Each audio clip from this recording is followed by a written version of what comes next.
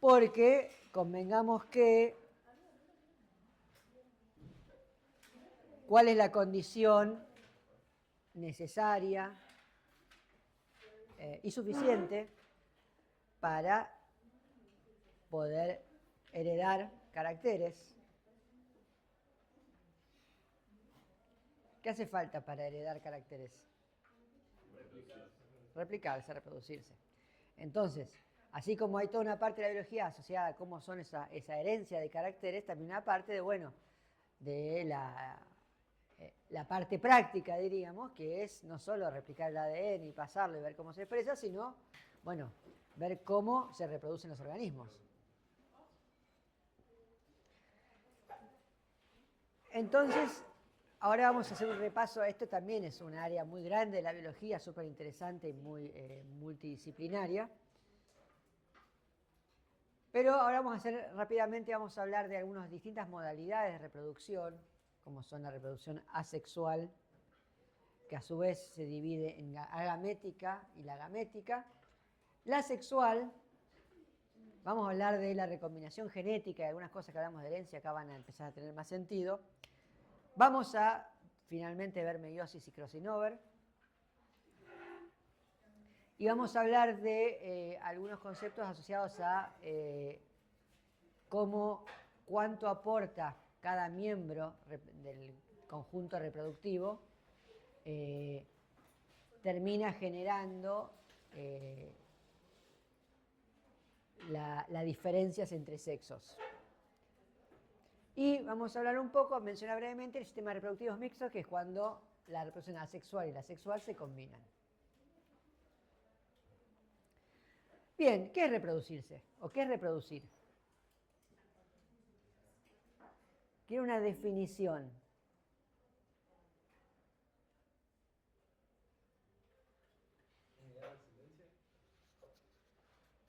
En un sentido biológico. En un sentido más genérico. Es la capacidad de un organismo de generar. Sigue siendo biológico. Reproducir.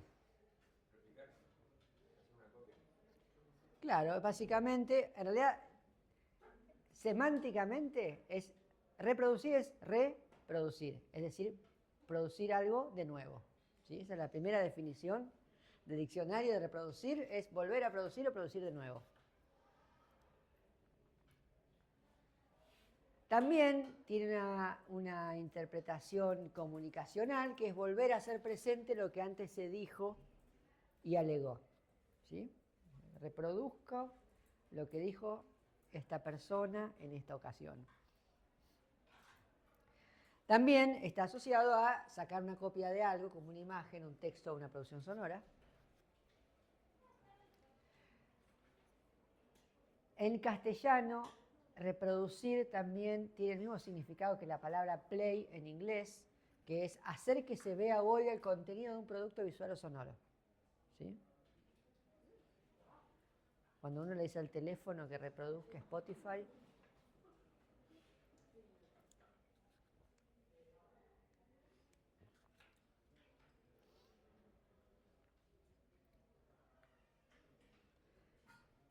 también reproducir es sinónimo de imitar, ¿sí? Es ser una copia de un original. Y ahora sí, dicho de los seres vivos, es decir, acá está la parte del significado biológico, engendrar y producir otros seres de sus mismos caracteres biológicos. Es decir, que en biología el proceso de reproducción es un proceso por el cual nuevos individuos, conocidos como la progenie, son producidos a partir de sus progenitores, que son conocidos como los parentales.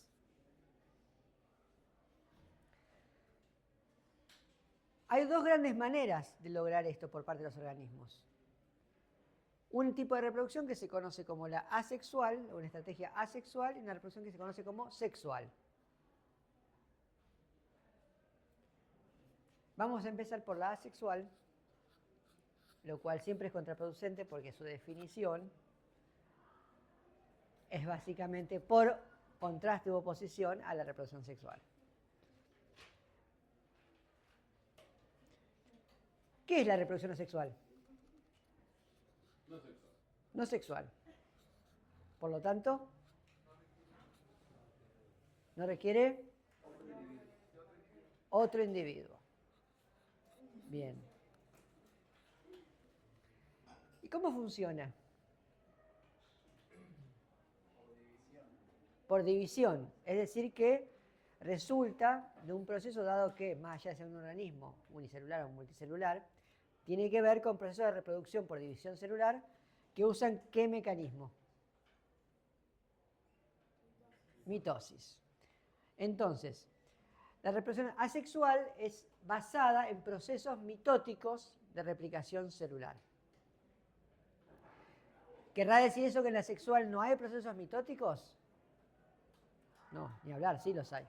Pero ahora vamos a ver la diferencia, pasa en una parte fundamental de esos procesos. La reproducción asexual puede, a su vez, dividirse en dos grandes tipos de estrategias. Y tiene que ver con si hay un paso por una única célula. Y en general, las células reproductivas, es decir, la estrategia de que de una generación a la siguiente en organismos multicelulares haya un paso por un estadio de una única célula, que se llaman gametas, son reproducciones de tipo gamética. ¿Sí?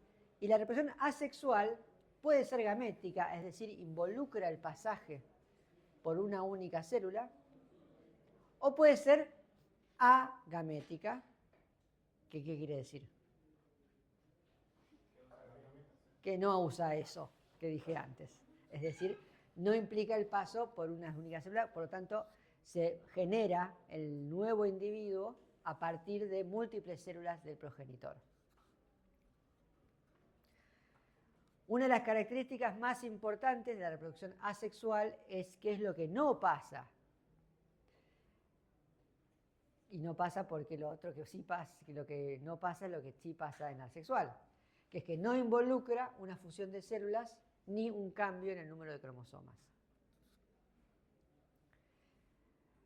Como el proceso es por mitosis, ¿cómo es genéticamente la progenie respecto al progenitor? Igual, idéntico, son clones, ¿sí? Entendiendo como clon a individuos que son genéticamente idénticos.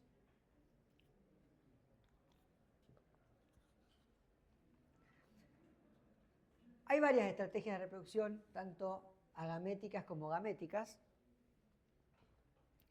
y en todos los casos el único proceso involucrado que genera nuevas células es la mitosis, ¿sí? Y por lo tanto, todo lo que se produce por mitosis es genéticamente idéntico a su antecesor. No hay cambios en la información genética. Bien, ¿qué quiere decir que algo sea gamético? Entonces, que no hay un paso por un estadio unicelular. Todo esto que vamos a hablar ahora está pensado desde el punto de vista de los organismos multicelulares, ¿sí? Porque en el caso de los organismos unicelulares, necesariamente solo está el paso por una célula. Y es el paso a sí mismo. O sea que la división celular en sí misma ya genera individuos nuevos. En tanto que en los pluricelulares, en general, hay múltiples células involucradas y por lo tanto ahí sí tiene sentido pensar en si pasa o no por una única célula. En el caso de las reproducciones agaméticas no hay paso por una única célula y por lo tanto sí, eso quiere decir que si no hay una única célula, que sí que se produce a partir de dos o más células del progenitor.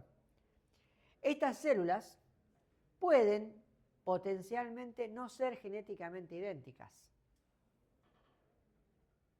¿Cómo? Bueno, recuerden que cada vez que la ADN se replica por mitosis, en un proceso reproductivo o simplemente como parte del crecimiento y desarrollo del cuerpo, hay una posibilidad de que al azar haya una mutación, un cambio en la información espontáneo. Y ese cambio, si no es pernicioso, si no mata a la célula por algún motivo, probablemente sea heredado por las descendientes de esas células. Entonces, yo tengo un organismo que está desarrollando y una de sus células muta. Cuando termine el desarrollo, todas las células que derivaron de esa célula que mutó también van a ser mutantes. Y por lo tanto, genéticamente distintos, aunque sea en una base, del resto. Y si un organismo tiene, y esto que pasa para cada célula, si cada célula puede mutar, puede hacer que en general cada organismo esté compuesto por como un montón de subconjuntos de células, cada una derivada de una única célula, que sufrieron una mutación y le heredaron. Y eso implica que un organismo potencialmente no es realmente idéntico en su información en todas sus células, sino que pueda tener como partecitas con información levemente distinta. En general, esos cambios, como casi nunca causan ningún efecto, ese cambio es invisible y anecdótico, pero una cosa que es importante es que si múltiples células contribuyen a la progenie, entonces puede que esa progenie, en vez de heredar una única variante de la información, herede múltiples variantes. Y es lo que se conoce como mosaicos genéticos. Los mosaicos genéticos son individuos cuyas células no son todas exactamente iguales, sino que tienen como subconjuntos de células con alguna que otra variante. En general, todos somos mosaicos genéticos, en alguna medida, porque todos estamos hechos por múltiples células, la chance de mutación es baja, pero tenemos tantas células que se estuvieron replicando que tarde o temprano alguna mutó. Por lo tanto, todos somos mutantes y todos somos mutantes de distintas partes del cuerpo, dependiendo de qué parte se generó. Con lo cual, probablemente mi pie y mi mano tengan células que no sean genéticamente idénticas y lo mismo les va a pasar a ustedes.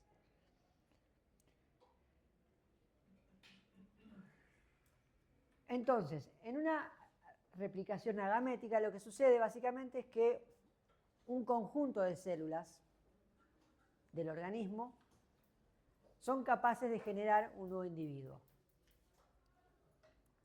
Ahora, dependiendo de eso puede pasar de distintas maneras y uno puede clasificarlas de 4 modos distintos. En función a, si pensamos en que los organismos tienen como un eje, por ejemplo nosotros tenemos un eje antero-posterior, un eje izquierdo-derecho, uno es de dónde se originan las células que van a dar lugar a la progenie. Y por otro lado, cuándo esa progenie se desarrolla y se separa del parental.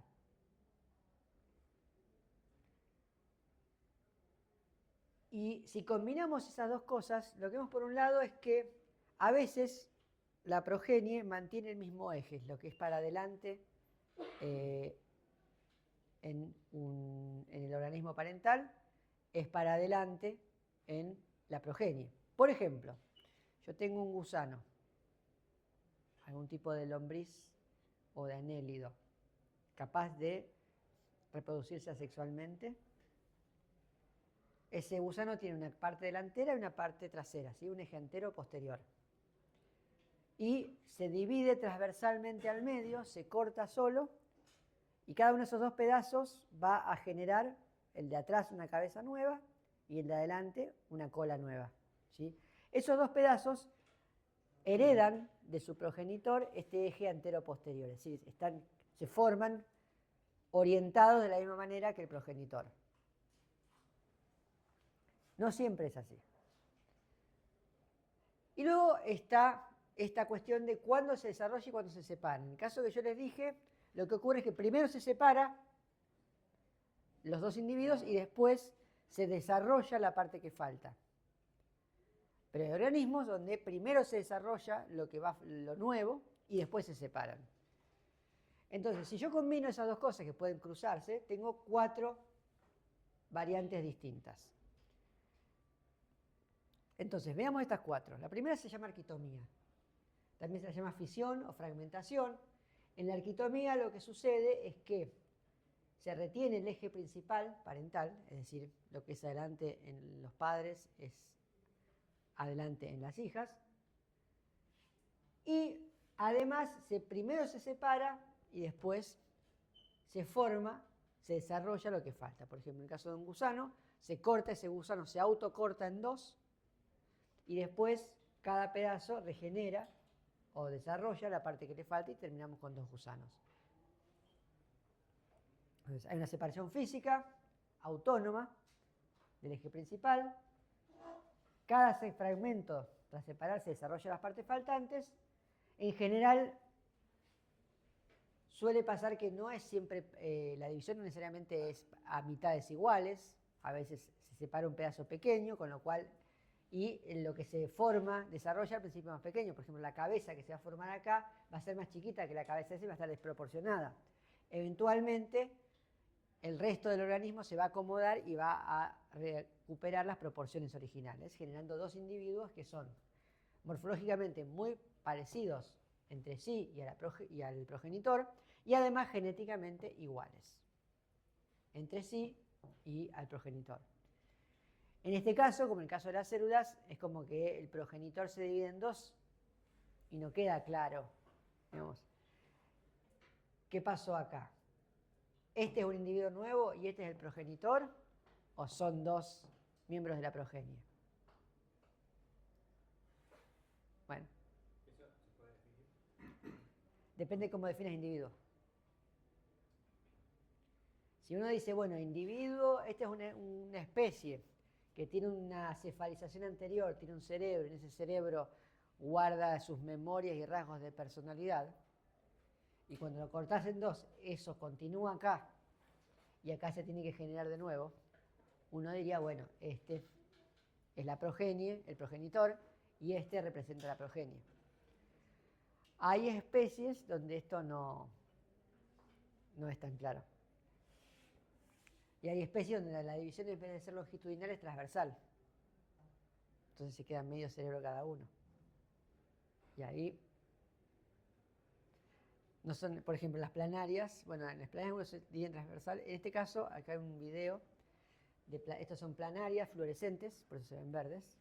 Están la luz fluorescente. Y hay una planaria acá que está estirándose, esta de acá, y que eventualmente va a terminar separándose en 2. ¿Sí? Una de esas 2 partes va a tener cabeza y la otra no.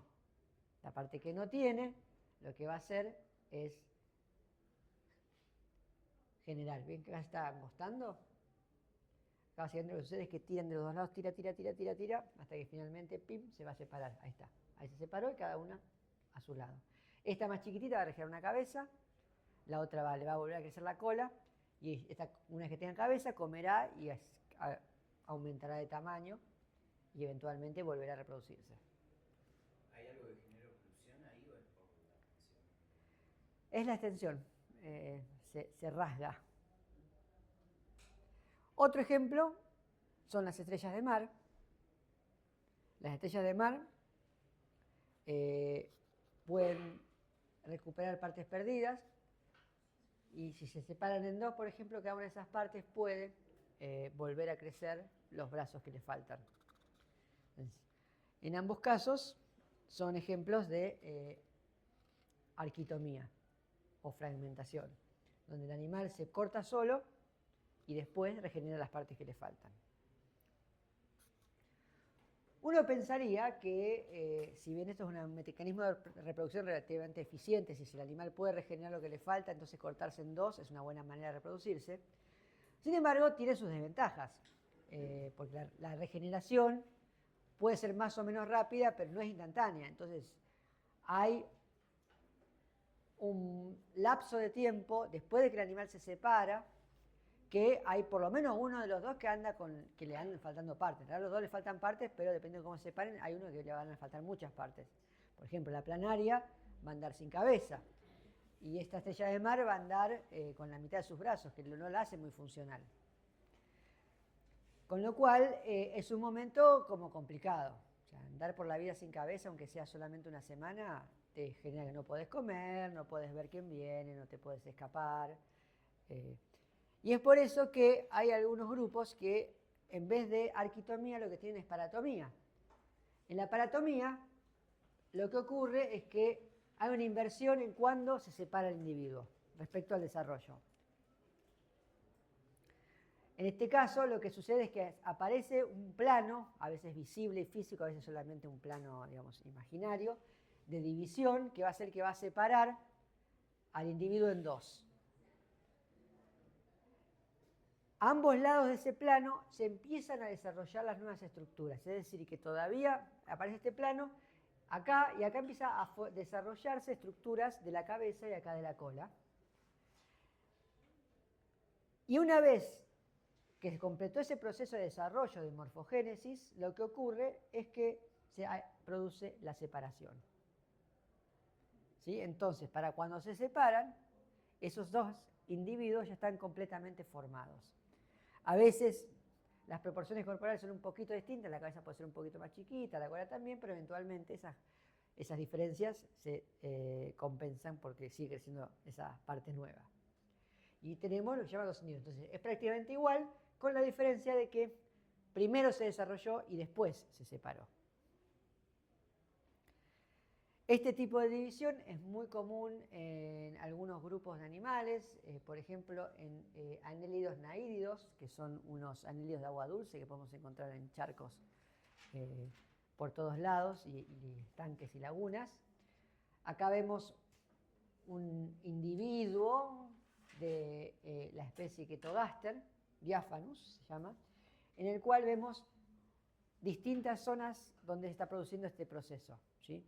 Hay una que está muy avanzada, que es esta, ¿sí? Acá claramente, o sea, esta es la cabeza, esta es la cola, y acá vemos cómo acá ya se formó una cabeza y una cola nuevas. En general, muchas veces estos organismos, cuando hay buenas condiciones ambientales, empiezan a hacer esto muy seguido, con lo cual no esperan a terminar el proceso para empezar un proceso de división nueva. Entonces, este individuo también tiene zonas de fisión acá, acá y acá en distinto nivel de desarrollo. O sea, esta es la más nueva, esta un poquito más desarrollada, acá está más desarrollada y bueno, acá ya está prácticamente listo para separarse. De la misma familia es otra especie que habrán tenido el placer de conocer en el parcial, se llama Pristina lady, también se divide por reproducción paratómica. En este caso vamos a ver, a diferencia de la foto, el proceso que va desde una zona de fisión donde se está empezando a formar la cola y la cabeza y que eventualmente va a llevar a la separación.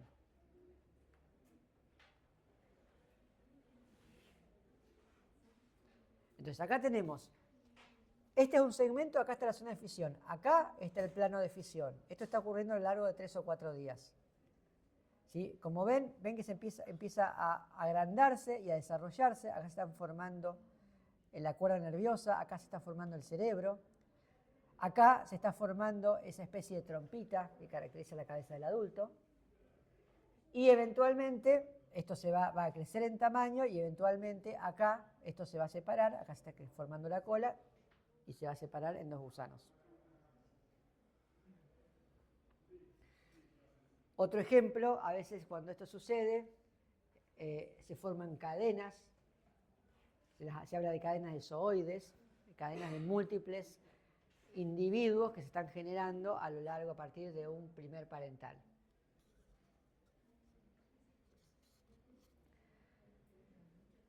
Si esto les parece llamativo, hay otras alternativas. Hasta acá, fíjense que todos siempre conservan como ordenadamente este eje principal antero-posterior, ¿sí? Y todos se van formando de alguna manera siguiendo ese eje. Sin embargo, hay ejemplos en los cuales el eje no se conserva. Por ejemplo, en algo que se puede llamar gemación propagular, en la cual lo que ocurre es que de alguna parte del cuerpo se forman fragmentitos que se separan, ¿sí? Como pequeñas piezas, pedacitos de organismo, que se separan y eventualmente se desarrollan como versiones pequeñas del progenitor. Básicamente sale como una especie de masa de células, esa masa de células se desarrolla en un organismo nuevo. ¿De qué se nutre esa? ¿Eh?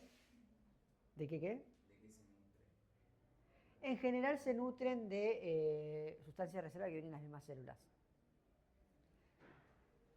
Un ejemplo es en esponjas de agua dulce. Se forman unas estructuras que se llaman gémulas, que son estas que se ven acá. Estas gémulas son básicamente una especie de saco epidérmico que adentro tiene un montón de células que se llaman arqueocitos, son células ameboides, que se liberan, y una vez que se liberan, salen por este agujerito, bueno, se liberan, la gémula viaja, llega hasta un lugar que es bueno para la esponja para crecer, se abre por este porito que tiene acá, se abre, salen todas, así tiqui, tiqui, tiqui, y una vez que se abren se empiezan a organizar y a formar los tejidos de la esponja. Y esto, como verán, es un ejemplo en el que primero se separa y después hay desarrollo, pero también hay casos en los que se produce el desarrollo primero y la separación después, ¿sí? Y como están saliendo por fuera del eje corporal, eso genera cosas muy llamativas, ¿no? La progenie se desarrolla como una extensión del progenitor y forma un nuevo eje corporal. En este caso, el desarrollo precede la separación y al separarse recupera las proporciones. Un ejemplo es un grupo de acelos, que son de un grupo que se llama Cenacelomorpha, son marinos, en el cual son gusanos planos. Esta es la cabeza, esta es la cola, y lo que sucede es que los gusanos se forman, digamos, manteniendo el eje plano, pero con la cabeza apuntando para el otro lado. Básicamente, gema, hijos de la parte trasera, y esos hijos están mirando, salen mirando para el otro lado, ¿sí? O sea que, si acá esta es la cabeza de las nuevas miembros que está sacando. Y acá hay un trabajo donde muestra cómo en estos lóbulos que están saliendo hacia atrás, esa nueva progenie, se está formando el sistema nervioso que está en el sentido contrario al eje principal del progenitor. Otro ejemplo de gemación somática es en un hidario de agua dulce que se llaman hidras. La hidra, que son unos bichitos chiquitos así transparentes, que son unos pólipos que tienen una columna, que de acá se agarra el sustrato y después tienen unos tentaculitos con los que agarran su comida, tiende a generar descendencia por gemación a partir de generar una yema lateral, y esa yema lateral va a desarrollar una columna, tentáculos, y eventualmente se va a separar y va a crecer independientemente.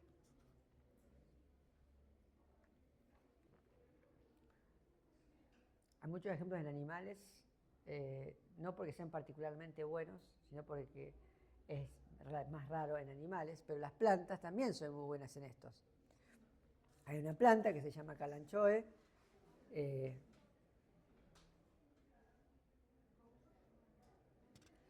en la cual en el borde de las hojas se desarrollan individuos nuevos.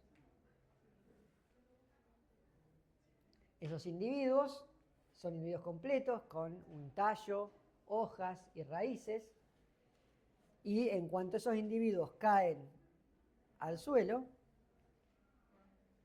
van a empezar a desarrollarse en plantas que a su vez van a empezar a desarrollar en el borde de sus hojas su propia progenie por reproducción asexual.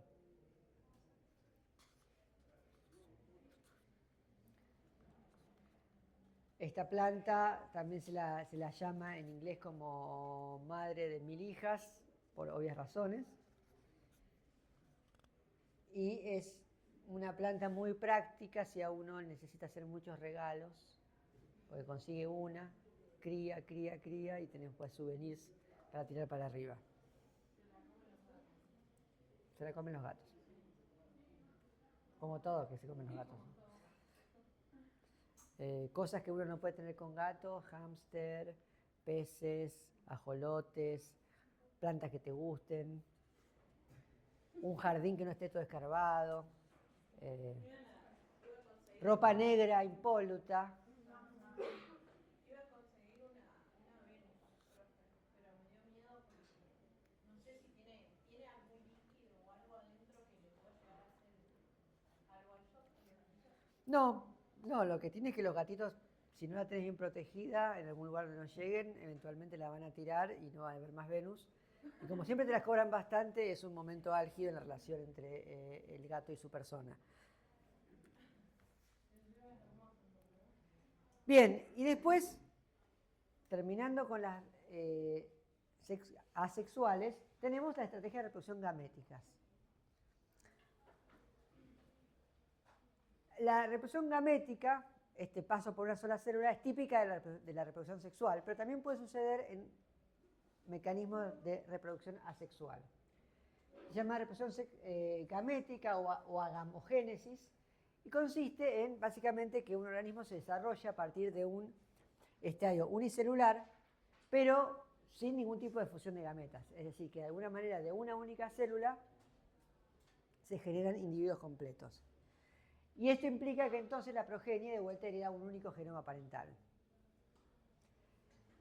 Uno de los casos más típicos de reproducción sexual gamética es lo que se conoce como partenogénesis, que quiere decir parto virginal. Y resulta de cuando un individuo se puede desarrollar a partir de un óvulo no fecundado. ¿Sí?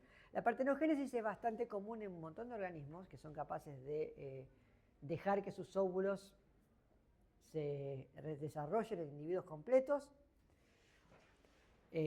Sucede en muchos insectos, en crustáceos, en una buena cantidad de organismos acuáticos. También sucede en reptiles, incluso puede suceder en algunos mamíferos, si mal no recuerdo. Entonces, en la partenogénesis puede pasar dos cosas. Si es un óvulo de verdad, que tiene la mitad del complemento genómico de la especie, entonces eso quiere decir que en realidad si una especie tiene dos juegos de cromosomas, es decir, es diploide, y sus gametas tienen un juego de cromosomas, que es lo normal en las gametas, porque se tienen que fusionar, si esa gameta que tiene un solo juego de cromosomas se desarrolla directamente, todo el individuo resultante va a tener un solo juego de gametas y un solo juego de cromosomas. Entonces, ¿cómo va a ser genéticamente respecto al progenitor? Distinto. ¿Distinto en qué sentido? Va a tener la mitad de la información genética. Entonces, toda variante que tenga también va a estar presente en su progenitor, pero no todo lo que tiene el progenitor puede necesariamente estar presente en su progenie, ¿sí? Entonces, es una variante de la clonalidad, que es igual pero no es igual, que se llaman semiclones o hemiclones. Otras veces, si las células sale de un individuo que no redujo su genoma a la mitad, no separó las copias, entonces se habla de clones completos porque heredan todos los juegos. Esto es muy, muy común en plantas. En plantas, los botánicos, que siempre les ponen nombres distintos a las cosas, ya se lo descubrirán el cuatrimestre que viene, y muchos nombres, se llama apomixis. La apomixis es la formación de semillas sin fertilización. Y es una estrategia muy común en plantas, es similar a la partenogénesis. Ejemplos. Bueno, hay unos bichos que se llaman rotíferos, quizás hayan visto alguno cuando miraron agua estancada en el microscopio. Hay grupos enteros, como que la mitad de la diversidad de los rotíferos ha sido históricamente partenogenética, no saben lo que es el sexo. También se ven lagartos, lagartijas, donde es común la partenogénesis. Los pulgones también pueden tener cría partenogenética, que los ayuda a que de un solo pulgón al principio de la primavera, en el verano tenés 5.000 millones de pulgones. Y también podemos ver procesos de partenogénesis, por un lado, en flores como el diente de león, donde todas esas semillitas que soplamos en la flor madura con los frutos de esos frutos. En general se producen por apomixis, sin necesidad de fertilización. Y también es un tipo particular de partenogénesis la que ocurre en los himenópteros, donde los machos se desarrollan a partir de un óvulo no fecundado, como lo hablamos en otra clase. Que eso también es un tipo de partenogénesis.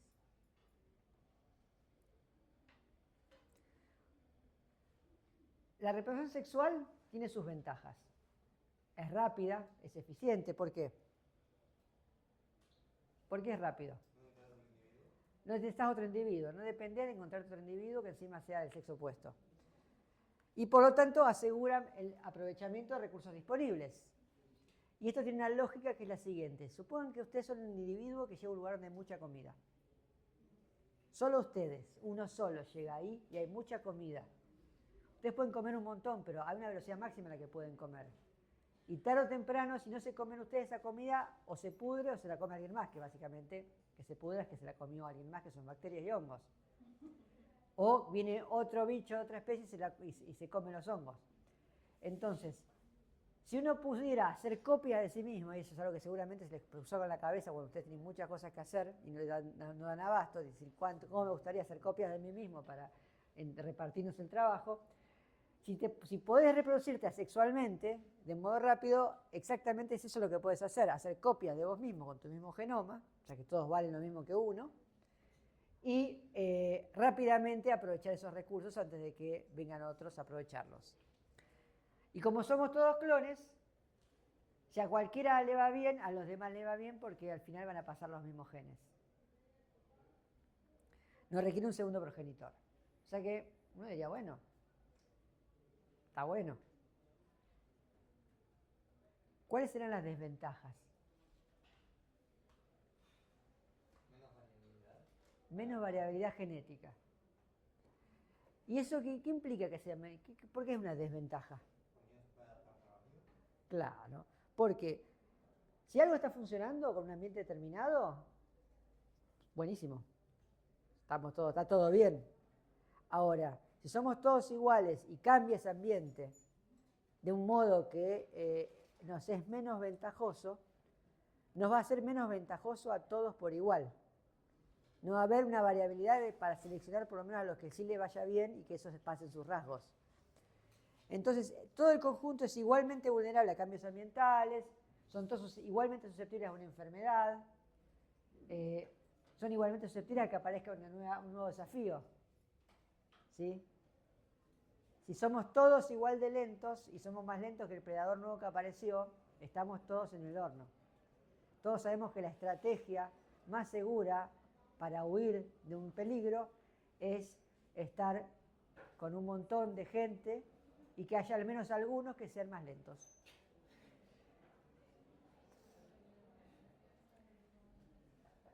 Bueno, entonces, si la reproducción asexual no puede generar variabilidad, ¿de dónde va a salir la reproducción, la variabilidad que hace falta para todos estos procesos evolutivos que estuvimos viendo?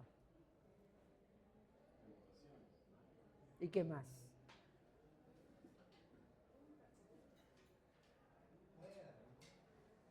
¿Cómo hacemos para generar variabilidad? Con reproducción sexual. Muy bien. La semana que viene no hay clases, hay mesas de final. El viernes, nos vemos el jueves. Sí. El viernes no hay clase porque es el día del docente universitario. O sea que el miércoles se ven en el prepráctico con las chicas y chicos, pues está Fer. Y el jueves nos vemos con el parcial y después tienen para recuperarse una semana y una clase. Y un día del miércoles, el viernes. Y encima después del 25 de mayo, cae el lunes.